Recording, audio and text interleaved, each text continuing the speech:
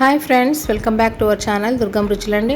మన ఛానల్ ఉన్న first time చూస్తుంటే ప్లీజ్ లైక్ చేయండి, షేర్ చేయండి, కమెంట్ పెట్టండి, సబ్స్క్రైబ్ చేసుకోండి. పక్కన ఉన్న బెల్ ఐకాన్ క్లిక్ చేశారంటే నేను పెట్టే వీడియోస్ మీకు నోటిఫికేషన్స్ వస్తాయండి. ఇవాళ మన రెసిపీ వచ్చి దోశ పిండి ఏమీ లేకపోయినా చక్కగా ఇలా దోశలు పోసుకోవచ్చండి. చాలా అంటే చాలా స్మూత్గా టేస్టీగా ఉంటాయి.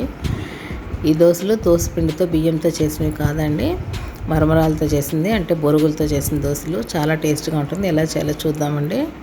ముందుగా ఒక గిన్నె తీసుకొని అందులోకి ఒక 2 బౌల్స్, మీకు ఎంత క్వాంటిటీ కావాలో అంత తీసుకోండి. ఒక 2 కప్పులు బొరుగులు తీసుకొని ఒకే కప్పు మెజర్మెంట్ తీసుకోండి. వేసుకొని బొరుగులు మునిగేంత వాటర్ వేసుకోండి. వేసి బాగా తడిపేసేయండి. ఒక 5 మినిట్స్ పక్కకు పెడదాము. చూడండి, ఇలా బాగా నొక్కి పెట్టారంటే బొరుగులు బాగా నానుతాయి. ఒక 5 నిమిషాలు చాలండి.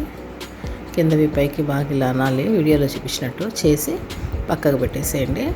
ఇప్పుడు మరో గిన్నె తీసుకొని అందులోకి ఏ కప్పుతో అయితే మనం బొరుగులు 2 వేసామో అదే కప్పుతో 1/4 కప్ అండి రవ్వ, సుజీ రవ్వ, ఉప్మా రవ్వ ఉండదు కదా, అది వేసి అది కూడా ఒక 5 మినిట్స్ నానబెడదాము. చూడండి, ఇప్పుడు 5 నిమిషాలు అయిపోయింది. ఈ బొరుగులన్నీ తీసేస్తాం పక్కకి. ఇలా ఒక జాలి గిన్నె తీసుకొని ఒక గిన్నె తీసుకోండి. బొరుగులు పిండొద్దండి, వాటర్ ఇలా ఎత్తెత్తి ఇలా వడగట్టి వేసేసేయండి ఆ జాలి గిన్నెలో. చూడండి, అంతా ఇలాగే చేసేసుకోండి. చూసారా, ఇట్లా చేసుకోండి. బొరుగులు పిండొద్దండి, అట్లే నేను తీసినట్టు తీయండి. వడగేసి ఎత్తేసేసుకోండి వాటర్తో పాటు. ఇప్పుడు ఈ మిక్సీ జార్లోకి వేసుకొని ఇప్పుడు అదే రవ్వను కూడా తీసుకుందాము. అది కూడా 5 నిమిషాలు అయిపోయిందండి. 5 నిమిషాలు ఉంటే చాలండి. ఈ 5 నిమిషాలు ఈ రవ్వ కూడా చూడండి నానిపోయింది. ఈ రవ్వ ఒకసారి కడిగి మళ్ళీ నానబెట్టుకోండి. చూడండి, ఇలా ఉంది. ఇప్పుడు దీన్ని కూడా మనం మిక్సీ జార్లోకి వేసేసుకుందాము. బొరుగులు రవ్వ 2 కలిపి ఫైన్ పేస్ట్ చేసుకొచ్చేద్దామండి. చూడండి, ఇలా చేసుకోండి. దీన్ని ఇప్పుడు మనం ఒక బౌల్లోకి ట్రాన్స్ఫర్ చేసుకుందాము. గట్టిగా ఉందండి, దీన్ని మళ్ళీ మనం కొంచెం వాటర్ వేసి కలుపుకుందాము.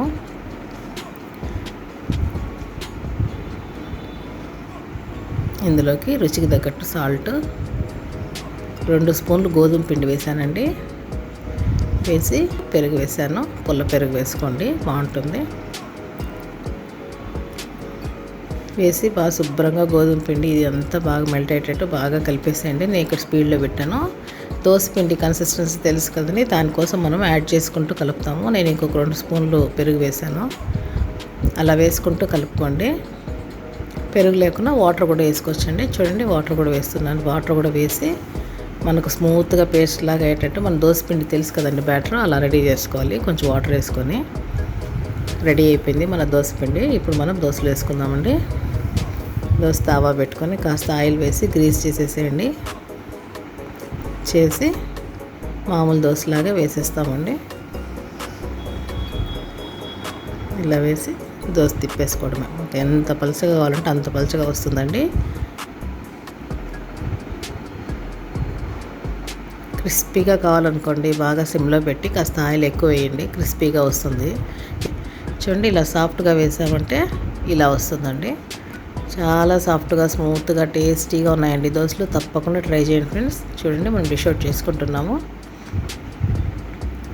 పల్లీ చట్నీ చేశానండి. మనం ఇదిగోండి, మన దోశలు రెడీ అయిపోయింది. తప్పకుండా ట్రై చేయండి ఫ్రెండ్స్. ట్రై చేసి ఎలా వచ్చిందో కామెంట్ సెక్షన్లో పెట్టండి. వీడియో చూసిన వెంటనే లైక్ చేయండి. మర్చిపోకుండా సబ్స్క్రైబ్ చేసుకోండి ఫ్రెండ్స్. మరో రెసిపీతో రేపు మళ్ళీ మిమ్మల్ని కలుస్తాను. Thank you for watching. Bye అండి.